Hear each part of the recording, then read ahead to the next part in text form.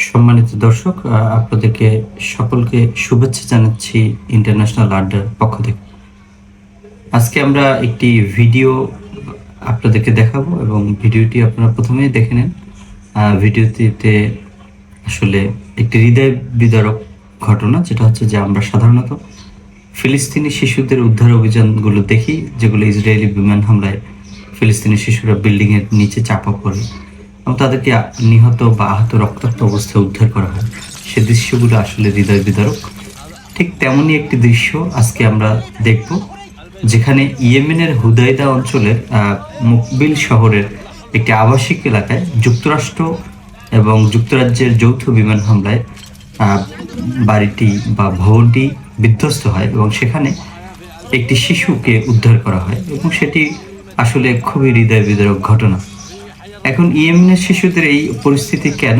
কারণ গাজার যে শিশুদের কষ্টগুলো, সেটি ইয়েমেনের মানুষ বা ইয়েমেনের আনসারুল্লাহ তারা সেটি সহ্য করতে পারেনি।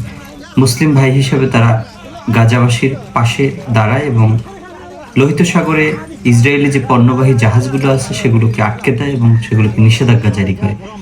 এই নিষেধাজ্ঞাকে ভাঙার জন্য বা গাজার মানুষের পাশে দাঁড়ানোর জন্য আজকে যুক্তরাষ্ট্র তাদের উপরে হামলে পড়ে, বিমান হামলা পরিচালনা করে এবং সেখানে ইয়েমেনের শিশুরাও গাজার শিশুদের মতো পরিস্থিতি আজকে বহন করছে বা এই নির্মম পরিহাস বা নির্মম যে হত্যাকাণ্ড সেটির আমেরিকান বিমান বাহিনী দ্বারা শিকার হচ্ছে। বর্তমান বিশ্বে কিন্তু অনেক মুসলিম দেশ আছে, বিশেষ করে গাজার পাশে মিশর, সংযুক্ত আরব আমিরাত, জর্ডান সহ অন্যান্য যে মুসলিম দেশগুলো চারপাশে রয়েছে, তারা কিন্তু সেরকম কোনো অ্যাক্টিভিটিস তাদের নাই গাজাকে রক্ষা করার জন্য বা গাজার শিশুদের রক্ষা করার জন্য। কিন্তু সেই আরব দরিদ্র সবচেয়ে দেশ, যাদের উপরে সৌদি আরব এবং মার্কিন যুক্তরাষ্ট্র আগে থেকে একটি নিষেধাজ্ঞা আরোপ করে রেখেছে দীর্ঘদিন যাবৎ, সেই 2013 সাল থেকে, এবং যুক্তরাষ্ট্র এবং ইসরায়েল, সৌদি আরব মিলে এই ইয়েমেনের বিরুদ্ধে অভিযান পরিচালনা করে বিভিন্ন সময়ে বিভিন্নভাবে।